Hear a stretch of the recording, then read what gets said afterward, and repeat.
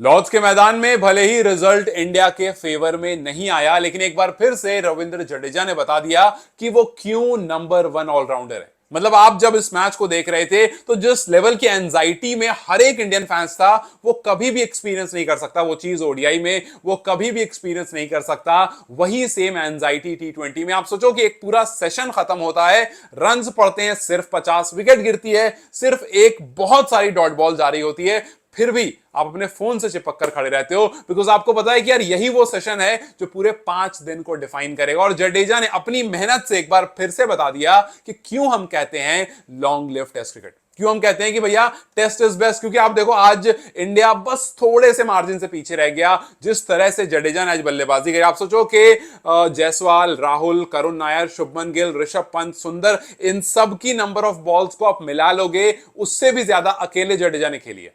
और ये जडेजा का जो फाइटिंग स्पिरिट है ना, हम जितना भी उनके बारे में बात करते हैं, हमें ऐसा लगता है कि यार बहुत कम बात कर रहे हैं। आज जिस तरह से जडेजा और उनसे इन्फ्लुएंस होकर के सिराज और बुमराह ने कंट्रीब्यूशन दिया, हालांकि बहुत लोग कह रहे हैं कि यार बुमराह को वो शॉट नहीं खेलना चाहिए था, बढ़िया चल रहा था। बुमराह अगर थोड़ी देर और डिफेंस कर रहे होते तो आते आते 30-40 रन और ऐड हो जाता, उसके बाद लास्ट में गेम निकल जाता। देन भाई बुमराह का वो काम नहीं है।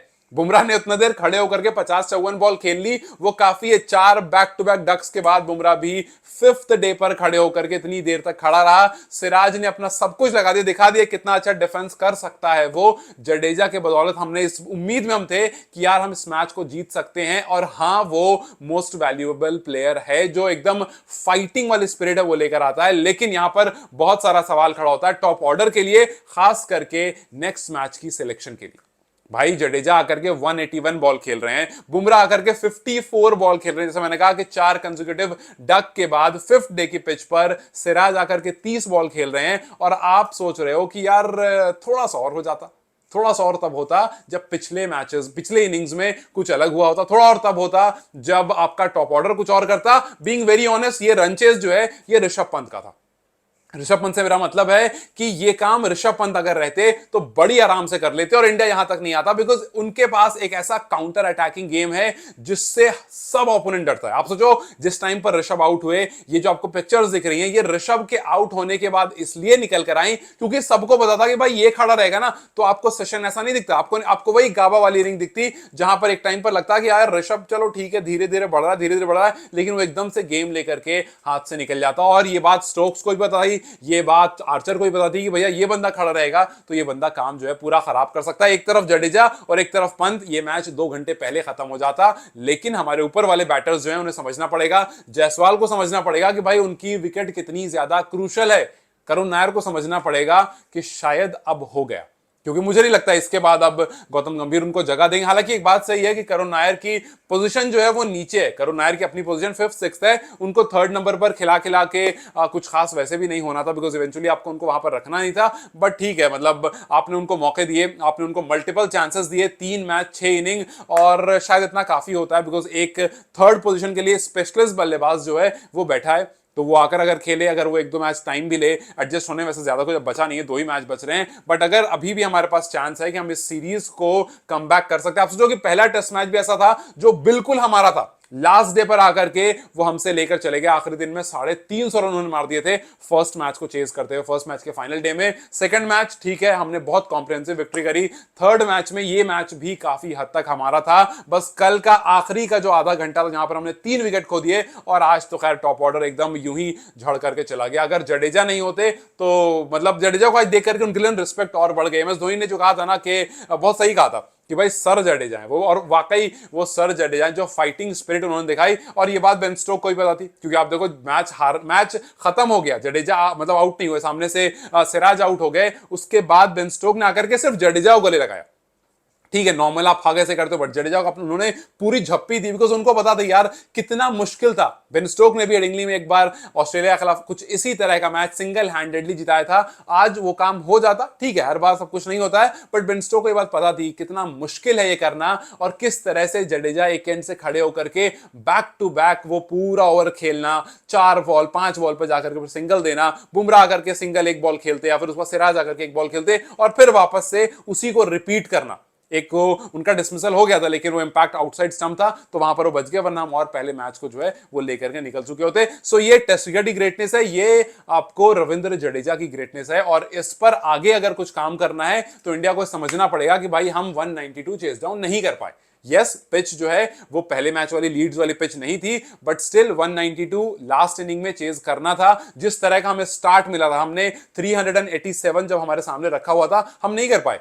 हमने एग्जैक्टली उतना ही रन करके उनको दे दिया। और यस, बहुत लोग ये बात भी कह रहे हैं कि यार ऋषभ पंत का वो जो रनआउट था ना पिछले वाले मैच का, वहां पर पिछले वाले इनिंग का, वहां पर गड़बड़ी हो गई। सो यार ठीक है, वहां पर गड़बड़ी हुई, लेकिन आप एक विकेट पर पूरा 20 विकेट, मतलब 20 विकेट एक तरफ और एक ऋषभ पंत का रनआउट एक तरफ, मतलब ऐसे ये कोई जस्टिफिकेशन नहीं हुआ कि आप एक बल्लेबाज को कह रहे हो कि यार अगर पंत वहां पर रनआउट नहीं होती, या फिर केएल राहुल को ये बात निकल रही। इनफैक्ट शुभमन गिल से भी बात पूछी गई पोस्ट मैच के, वो केएल राहुल ने जो किया, क्या वो सेल्फिशनेस थी उनकी कि उन्होंने कहा कि भाई लंच से पहले मैं सेंचुरी कंप्लीट कर लूं। यार सिंपल सी कहानी, बात सेल्फिशनेस की होती ही नहीं है। ठीक है, कभी कभी आप अलग अलग सिचुएशन उठाकर लाते हो, लेकिन यार वो दोनों खेल रहे थे और हेड स्पेस क्लियर करने के लिए बल्लेबाज चाहता है कि यार अपना एक ना सेंचुरी मार के जाते हैं, बिकॉज आने का प्रेशर ज्यादा रहता है, मोमेंटम ब्रेक हो चुका होता है और ये सब कुछ चल रहा होता है बल्लेबाज के दिमाग में। और वैसे भी आप देखो तो टेस्ट क्रिकेट में आप सेल्फिशनेस नहीं कह सकते हो भाई। यहां पर ऐसा नहीं है ना कि 20 बॉल में टीम को इतना चाहिए, आपको इतना चाहिए, अनलेस अनटिल आप आखिरी सेशन में बिल्कुल खड़े हो। यहां पर तो ऐसा है कि आप जितना देर खेल सकते हो खेलो, उसमें आप अपने ही रन बनाते रहते हो, आप जितना देर खेल सकते हो खेलो। यहां पर टेस्ट क्रिकेट में शुरू के दिनों में आप सेल्फिशनेस वर्ड ला ही नहीं सकते। सिंपल सी कहानी है, क्योंकि ऐसा नहीं हुआ ना कि कोई 99 पर था और उसने अपना रन कंप्लीट करने में, सामने से कॉल ऋषभ पंत का था, रन ऋषभ पंत ले रहे थे, ना ही केएल राहुल ने बोला पहले भागने को, जो कि रिस्की एंड पर केएल राहुल भाग रहे थे। सो ये सब चीजें जो थोड़ी समझने की है, बिना एक प्लेयर पर निशाना लगाना और उन पर कंप्लेन करना। यस, हम बैकफुट पर आए क्योंकि जो फाइनल डे था उस पर हम नहीं कर पाए वो काम जो हमें करना था। ऋषभ पंत जो, जिसे मैंने कहा उनका काउंटर अटैकिंग गेम अगर रहता तो इंडिया इस मैच को निकाल लेता, लेकिन वो आउट हो गया, आर्चर की बहुत सी बॉल पर बोल्ड हो गए। तो उसके बाद इंडिया बस मैं जूझ रहा था, बस लेकर चल रहा था कि काश ऐसे ऐसे करते करते हम पहुंच जाएं, बट एक नया गलती होनी होती है और वो एक गलती हुई और फिर उसके बाद हम वहां से चले गए। बुमराह ने एक शॉट खेला, सिराज का तो खैर वो काफी ज्यादा हार्ड लग रहा, बॉल जो है वो बैक स्पिन होकर के स्टंप पर आ गई। बट यस, जिस तरह से हमने बल्लेबाजी करी, 82 फॉर 7 गिरना, ये गौतम गंभीर के लिए बहुत सारे सोच का वो खड़ा करता है कि भैया 82 फॉर 7 क्या करना है, प्लेयर को चेंज करना है, करुण नायर को रखना है तो क्या उनको नीचे खिलाना है, बिकॉज 6 पोजीशन उनकी है, आप 5th 6th खिलाओ उनको, ऊपर लाओ किसी और को, और नहीं तो फिर आप उनको बोल दो कि भैया हो गया, we give you enough chances, अब आप यहां से अपना देख लो रास्ता।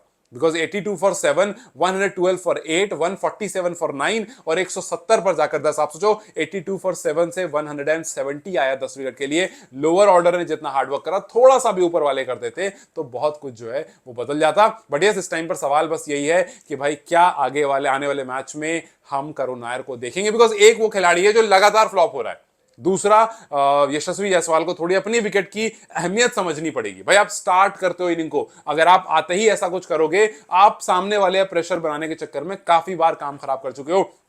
स्टार्क पर प्रेशर बनाने के चक्कर में आपने बीजी टीम बहुत बड़ा अपने विकेट खोया कि नहीं, स्टार्क आ रहा है ना, वो बड़ा है ना, उसके सामने मैं पहले और बड़ा होता हूं। You have to respect Jofra Archer. आप जाकर के यूं ही उनको रन मारने का नहीं सोच सकते हो, और वो भी उनकी ही जमीन पर।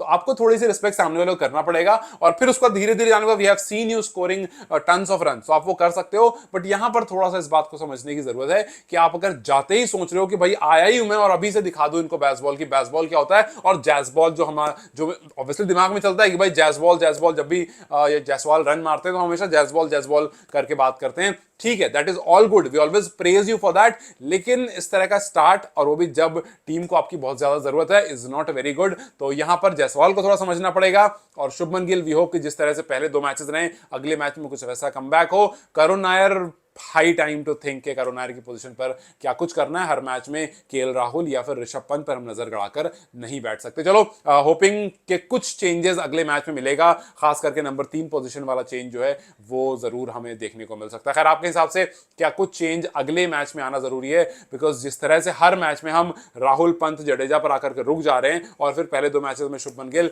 उस तरह से हम बार बार एक ही प्लेयर पर या एक ही पोजीशन वाले प्लेयर पर डिपेंडेंट नहीं हो सकते, या फिर जो एक पोजीशन वाला प्लेयर प्लेयर है जहां पर रन नहीं आ रहे हैं, उसके बारे में कुछ सोचने की जरूरत है, बिकॉज हमारे बॉलर्स बहुत अच्छी गेंदबाजी कर रहे हैं, बॉलर से कोई कंप्लेन हो ही नहीं सकती है, they are pulling off things better than आप जो इमेजिन कर सकते हो। खैर, what changes are you expecting in next match, जिसमें काफी दिन अभी है, आई थिंक 23rd से है, सो टाइम काफी है, अच्छा खासा रेस्ट मिल जाएगा, बुमराह होंगे नहीं होंगे ये भी एक बड़ा सवाल है। खैर देखते हैं अगले मैच में क्या होता है, बट यस चेंजेस रिक्वायर्ड क्या कुछ मुझे कमेंट्स जरूर बताएं। Take care, I will see you very soon, bye bye.